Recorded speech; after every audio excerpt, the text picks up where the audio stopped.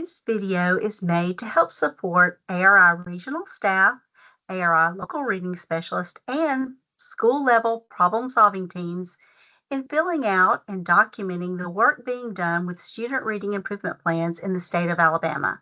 Thanks for watching. I'm Misty Wilson, an education specialist supporting the Alabama Reading Initiative for the ALSDE. Today I have two amazing colleagues with me. I'm going to allow them to introduce themselves. Kim, why don't you go first? Hi, my name is Kim Hargett, and I am a Regional Literacy Specialist in Region 2. I'm Ken Kirby. I'm a Regional Literacy Leadership Specialist in Region 2 as well. Today, these two amazing regional specialists are going to walk you through some steps in completing a student reading improvement plan through the PST process. I'm going to share my screen. Ken and Kim, let me know when you are seeing it, please. Are you two seeing my screen? Great. Yes. We're going to walk through the process together.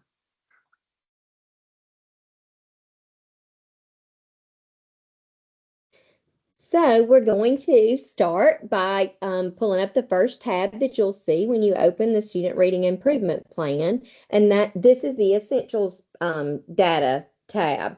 This page actually populates from PowerSchool, so there's no need for you to enter anything here. It will just populate for you.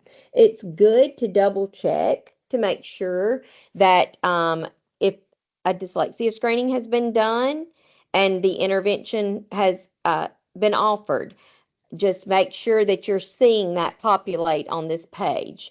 Once a student has Just remember that once a student has been identified as having characteristics of dyslexia or having dyslexia, they are entitled to accommodations that are outlined in the Dyslexia Resource Guide. Even if they have graduated out of the intervention and they have met the requirements and no longer have consistent deficiencies, they are still entitled to those accommodations in the Dyslexia Resource Guide. Besides that, everything else should populate. Just make sure that you double check grades and attendance for accuracy if needed. And on the topic of dyslexia screening, it's good to remember, of course, the two important guidelines for screening, one being, of course, parent requests. The second one being that if a student has been receiving Tier 3 dyslexic specific intervention and there's been a lack of progress as determined by the PST team. Typically, you see that done over the course of usually around a minimum of 9 weeks. Time has passed for that to get enacted. Other things too on this part of the SRIP is, remember when you open this back up at the beginning of the school year, make sure to refresh. Lastly, just in relation to the intervention programs, the two of our intervention programs that we discussed that are offered to students that have dyslexia specific characteristics, they have to be administered by a CALT, those being Take Flight and or NIHouse. And so the expectancy when those intervention programs are provided to students is that the student should complete those programs. That's great. Thank you guys for that information. I would say for those who don't know what a CALT is, that's a certified academic language therapist, and they go through strenuous amounts of training to support students who are most struggling readers. In addition, Ken mentioned a minimum of 9 weeks before progressing on to further diagnostic assessments that might help to identify characteristics of dyslexia. Also know that your PST guidance manual includes some information, and your LEA might have additional recommendations or requirements that they put in place. Anything else, guys? That's all that I can think of. So now we go to some optional items.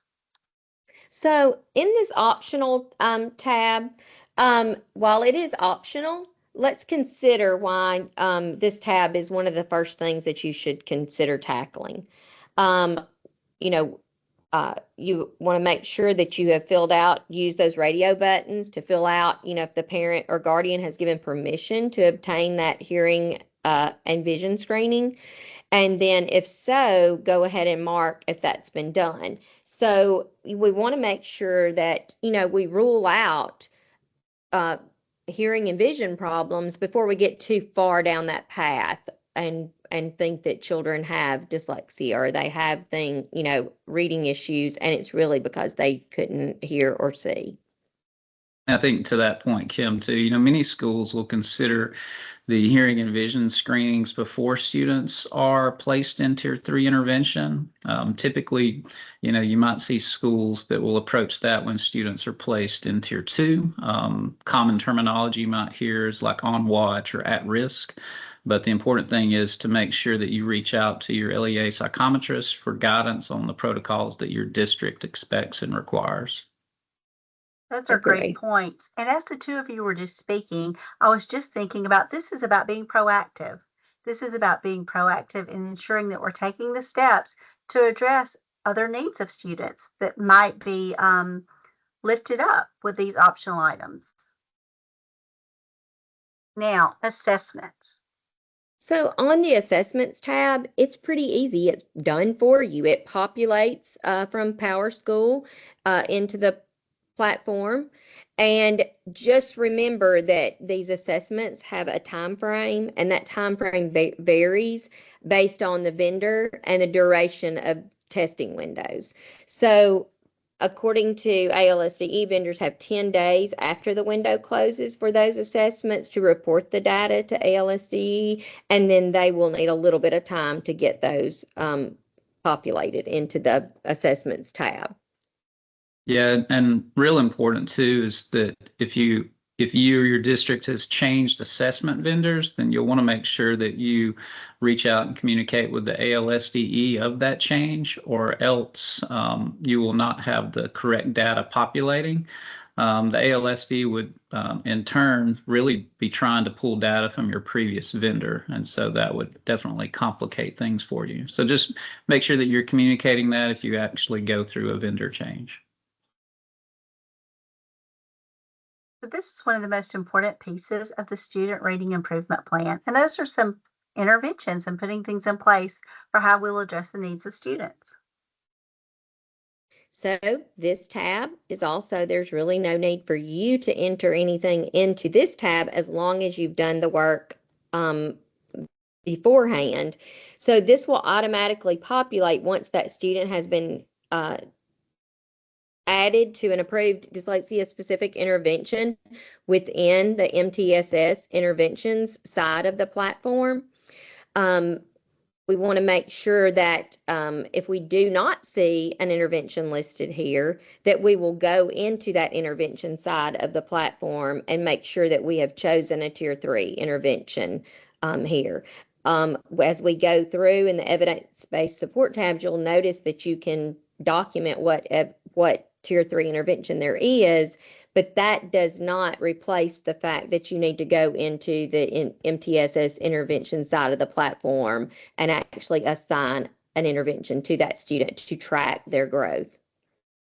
And just remember, when you go to the MTSS intervention side of the platform, you'll want to filter for the Tier 3 interventions. Filter for K3 ELA after that, and then select the dyslexic specific intervention that your district affords students. Remember, this is evidence that the student is receiving an approved intervention. That's what you're seeing here. It will all populate once you've assigned the student to the intervention. Right. And the point that you made, that this is evidence that the student is receiving that Tier 3 approved intervention, is in alignment with the Alabama Literacy Act and the work of the Literacy Task Force. This is a very important piece of our student reading improvement plan. It takes a team to meet the needs of students. This is where we bring in the parents, we let them know what we're seeing, what the needs are of the student, how we can partner together to make gains for each and every student we support. So as you can see, this tab begins with an excerpt from the Alabama Literacy Act. It happens to be that there are little excerpts like this placed all through the student reading improvement plan. So you will notice that first here on the parent literacy support tab. So it's important to note that once you have identified a student as having a consistent deficiency, that you go in and document the date. That's the first thing you do, is document that date that you sent that notification letter home. You have 15 days. Then you will document the parent response, if they will attend the meeting, not attend the meeting, and so forth, as you can see. You will also note any parent requested considerations in the box where you can edit there, because parents may come back and have some recommendations themselves, and we want to consider that. And then last, at the bottom of that, you will see that there is a place to choose a date to develop the student reading improvement plan was actually developed. Right. And, keep in mind too that, you have 30 days. Most schools will act fast. Of course, time is of the essence to try to create that plan in order to get the right supports and the right approach to what that student is going to need. But 30 days are the minimum time required in order to be able to complete that plan. Always remember too, it should be a team developed approach. The parent or guardian should be invited to the finalization of that plan. Refer to the Literacy Act for more guidance on that.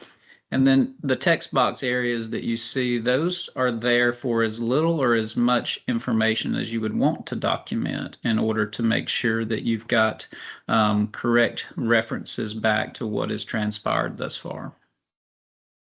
Let's keep moving throughout this tab. So, as you can see, more language from the Alabama Literacy Act in here. And one of the things that you are supposed to document are the areas of deficiency.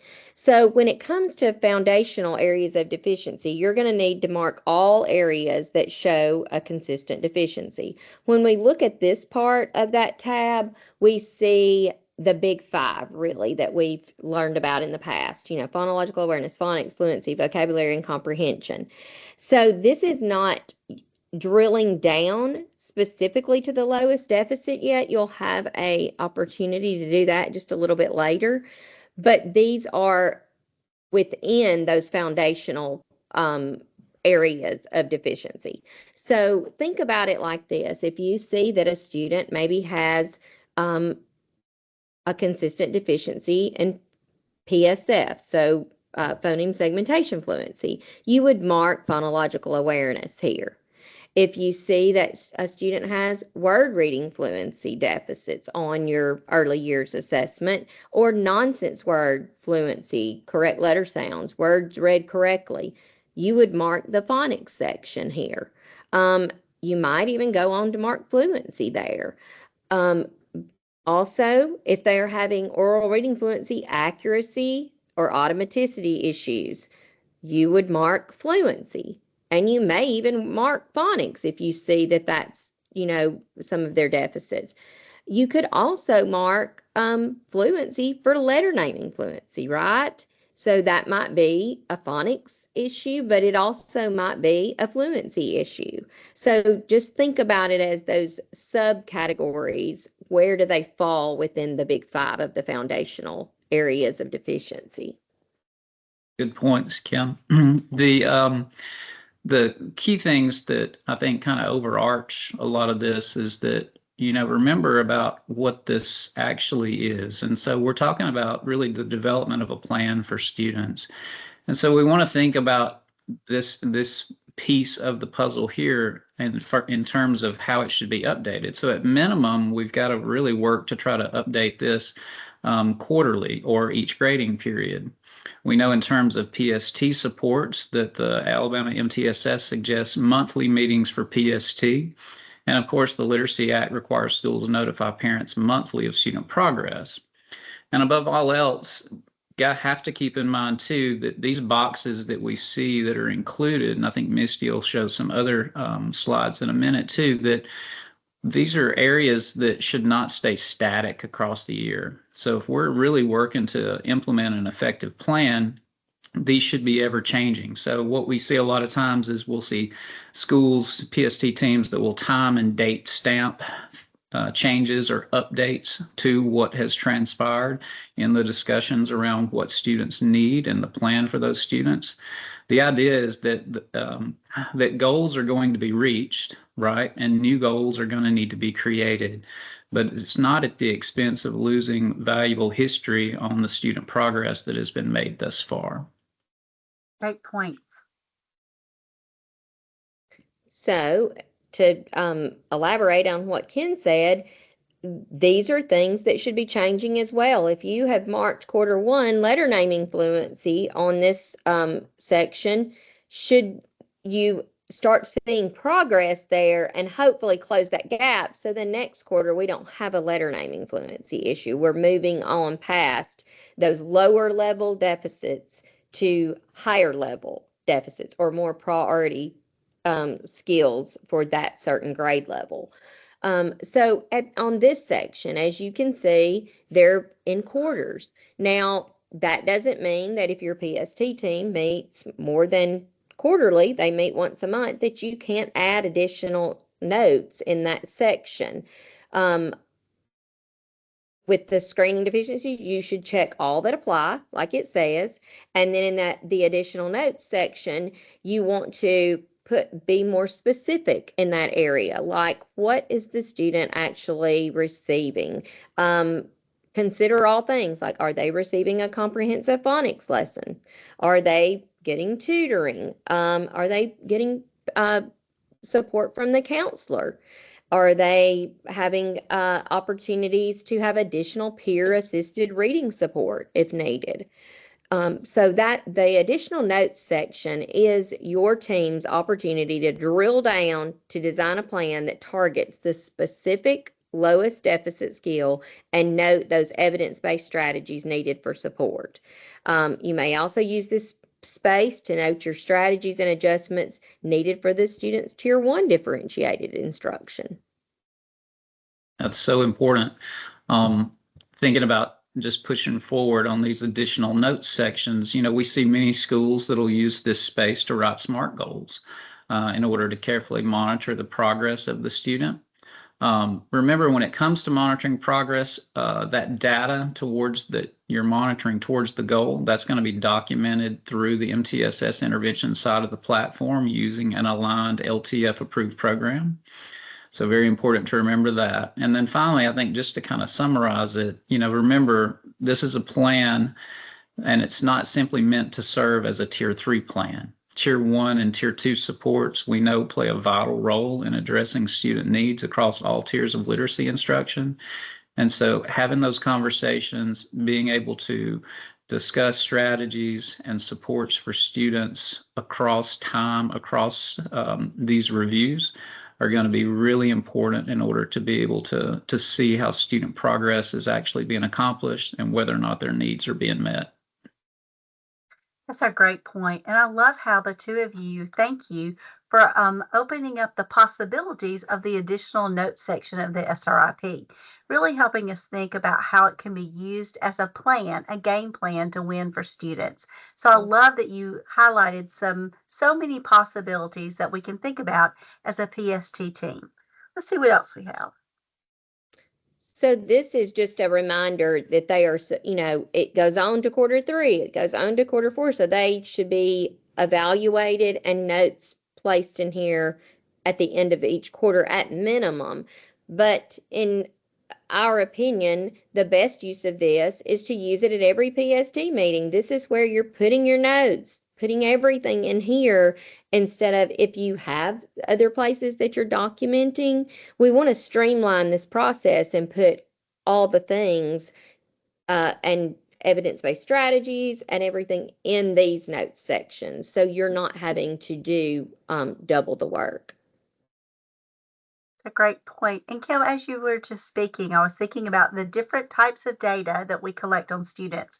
We know that we'll be collecting quantitative data on the MTSS intervention side of the platform. This is a great space for some qualitative data and just some observational notes that you're making about the students. So there again, more possibilities.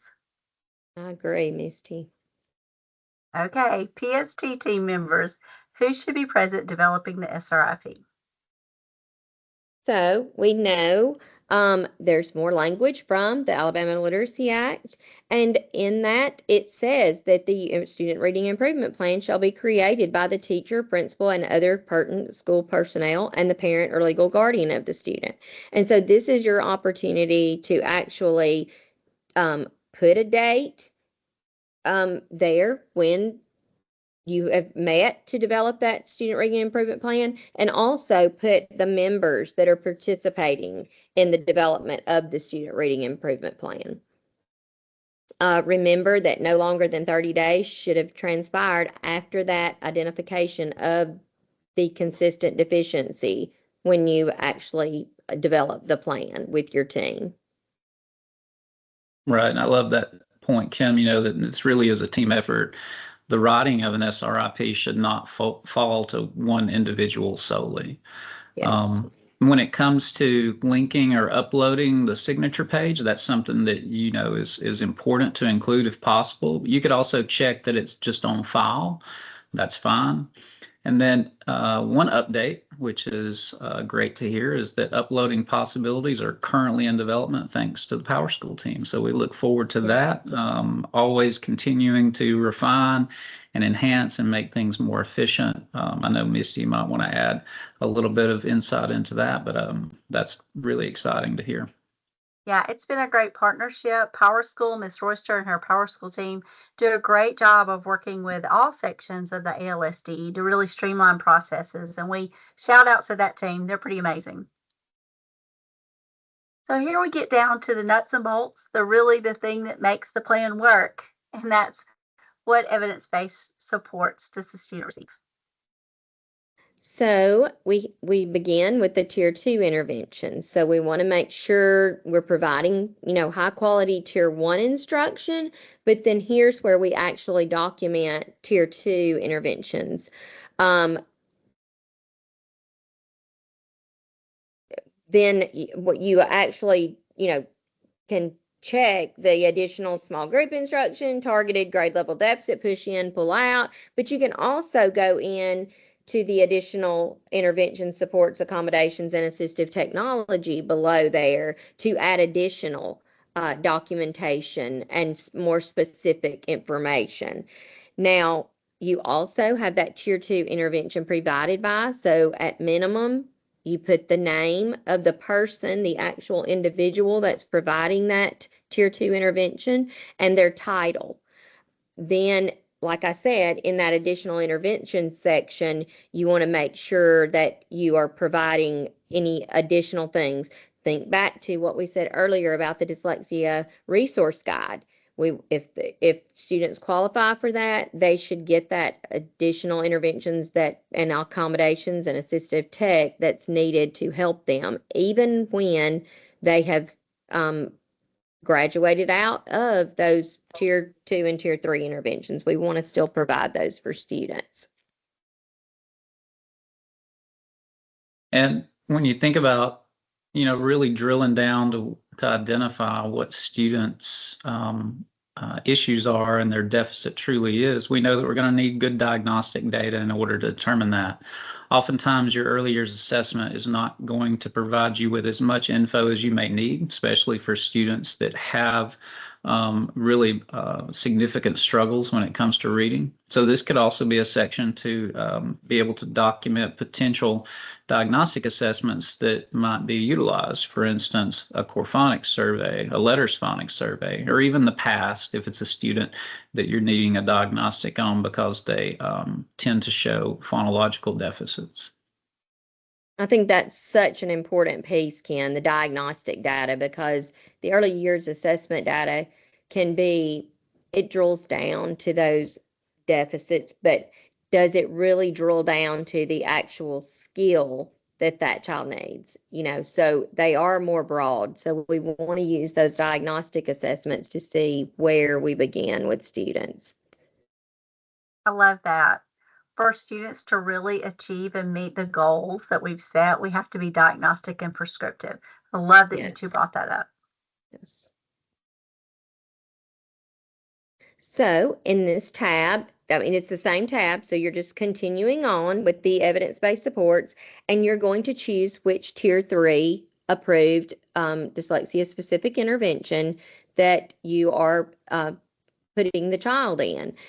But remember, this is not the only place. This is just documentation in the Student Reading Improvement Plan, which one that you have put them in. You will still need to go into the MTSS interventions side of the platform and actually assign an intervention, a dyslexia specific intervention to them, as we discussed earlier, so we can track their data and track their attendance to make sure that they are receiving that intervention. As you can see, there's additional information again. I highly recommend that you put that additional information in there as needed. If you find that a student has been in one intervention for a while and it's not working, say you've put them in Spire and now you're moving them into a Take Flight group because they're not making gains, this would be a great place to note that. Just think if they move to a different school or whatever, they would know we've already tried Spire. So this is a great place to document those things. And then also you would put if the student has been previously retained, and you would also put has the parent been provided with a reading improvement plan? I mean, a read at home plan to support their child's deficiency, and the date that they were invited to tutoring. And on the read at home plan topic, I think it's important to remember too that, your read at home plan should at a minimum target the lowest deficit area that's been identified. So many times we see schools that might try to send too much information home to parents at one time rather than really trying to be intentional about what resources matter most given that student's lowest deficit. So just consider that when it comes to communication with families and enlisting their support for supporting their child at home. Also remember too that the ARI has a multitude of resources for families that can be utilized for that. And of course, there's also the YouTube channel that resources and information can be found on as well. Last thing I want to say, just it kind of comes back to this idea about how we track data. Of course, in the MTSS intervention side of the platform, you'll be tracking that formative data tied to the program. So for instance, in Spire, you would be tracking the concept assessment and how students were performing or progressing on those over time. Within that same intervention, the team can also track the student's lowest deficit using early years assessment progress monitoring, and then update that progress in the MTSS intervention side of the platform. So things to consider and remember when it comes to being able to track progress, I think are definitely relevant to what we're looking at here and discussing. I love that. And I love, Kim, that you brought up when, a student moves to another school, this goes with them. We've Yeah. already in this first year and a half had many schools say, I knew exactly what to do with the student when they arrived. And I think that that's also a game changer in the state of Alabama, is that we're not losing time. We're not waiting. We have the information we need to pick up and move on that student. I So agree. let's look what's next. So next we have the parent response to tutoring. So on the tab before, I mean, it was the page before on this, but it's still in the same tab. You told when you invited them to tutoring. Now you're going to put the parent response to tutoring here. And then what type, the before and after school. And then you will also put the tutoring is provided by, who actually the name and the title of the person that is providing that tutoring. You'll put the start date of the tutoring. This is a common question that we get sometimes. What is the start date for? Is it for tutoring or is it for summer school? So that start date is for tutoring. And then this additional information at the very bottom. So kind of skip through the school services, the summer school services right now, and you'll see the additional information at the bottom. That's actually going to be moved up under the tutoring. And do you want to tell them, Ken, about the changes that are coming? Yeah, more good news, right? So I'm the bringer Yes. of good news here. Yes. That in an effort to streamline processes, of course, which is what we're always striving to do, all summer reading camp data is now going to be pulled from the MTSS intervention side of the platform. So beginning this fall in 2025, summer reading camp information will no longer be included in the SRIP. Great That is news. some good news. Yes. Anytime that we can see where we can eliminate duplicative work, we're going to do it. But it takes a little time to get there. And the processes and procedures and really evaluating what data has been collected and where we can get it from. But that is some good news. Thanks for sharing that. So we are making these changes based on your feedback, and so keep it coming. We want to know, what changes would be helpful to you, and this was a good change based on feedback from you.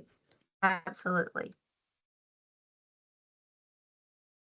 So we come to the end of the initial SRIP, and we see that we have a decision to make at the end of the school year. So when you decide whether or not the SRIP is going to remain active or not, you should choose yes or no. It will remain active, or no, it will not. If you decide no, it will not, provide a brief explanation for discontinuation of the student reading improvement plan in this box below.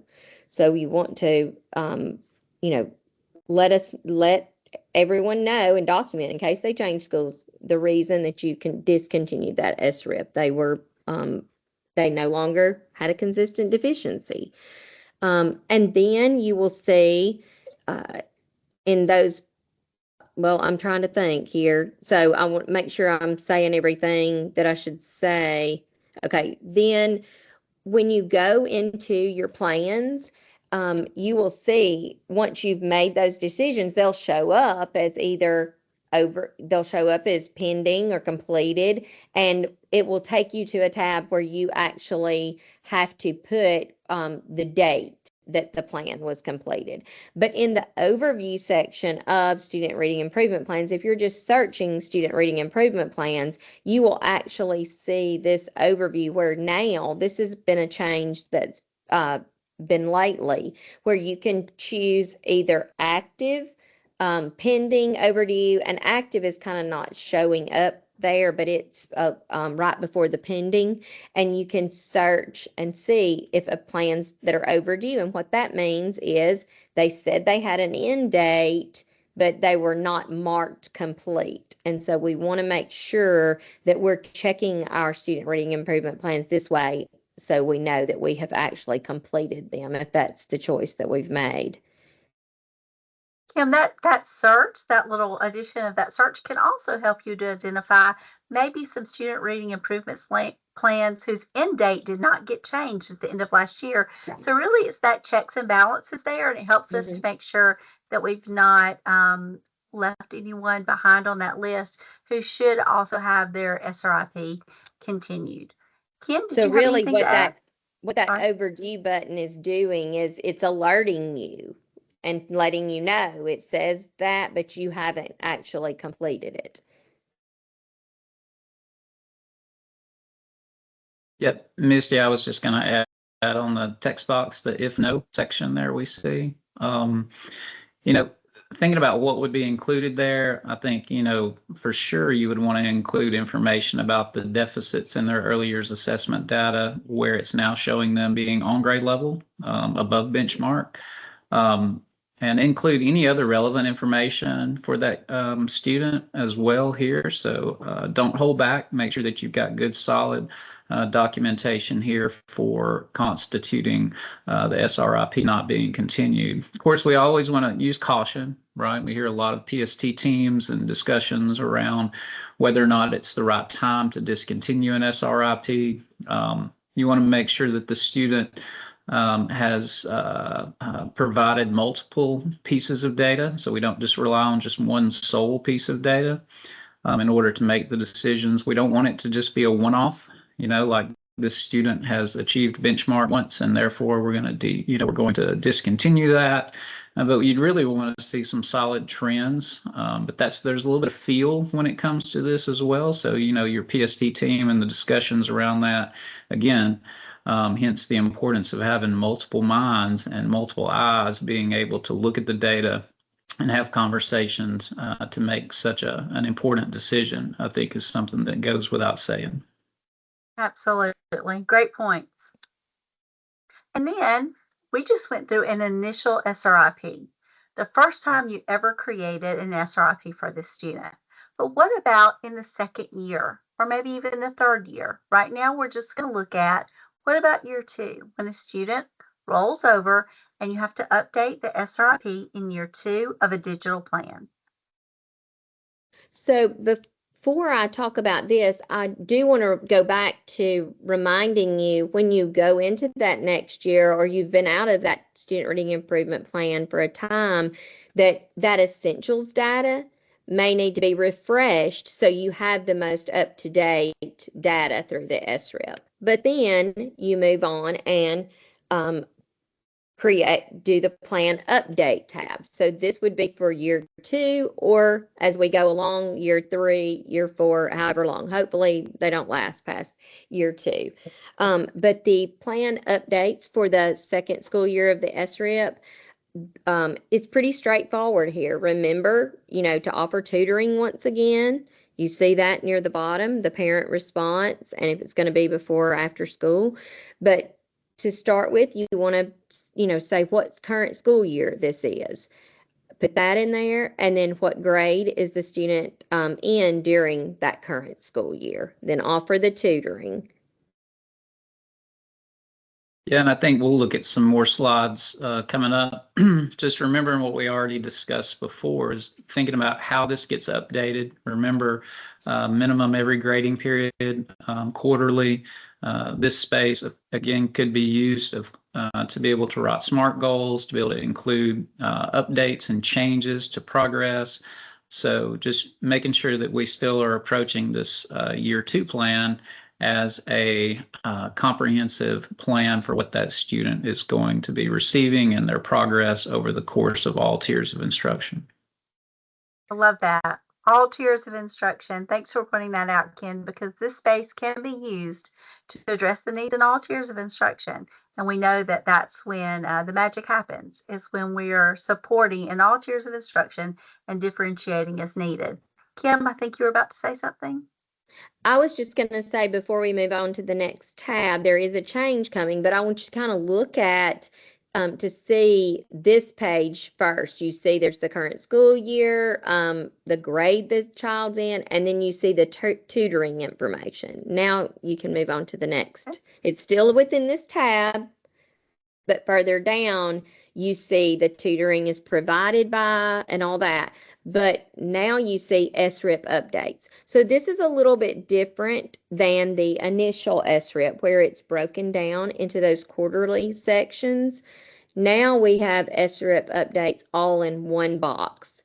So it would be beneficial for you as you go into this section.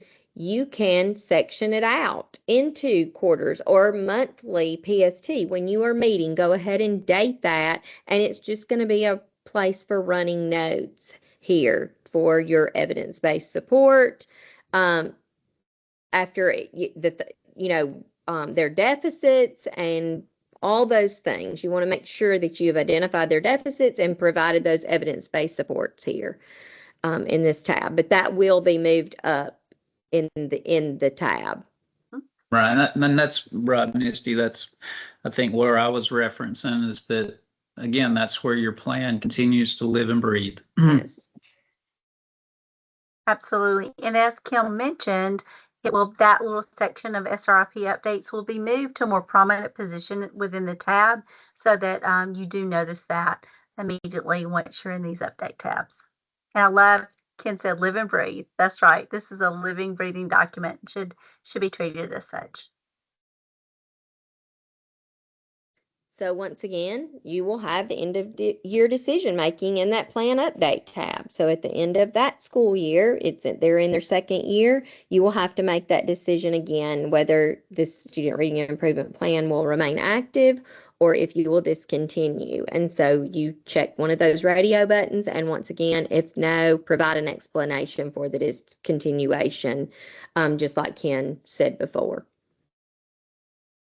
And then you can also, once again, look in those plans, that overview, and see if you have overdue student reading improvement plans, the date needs to be updated, your completed ones, or pending or active plans. You can sort them by the status of the plan.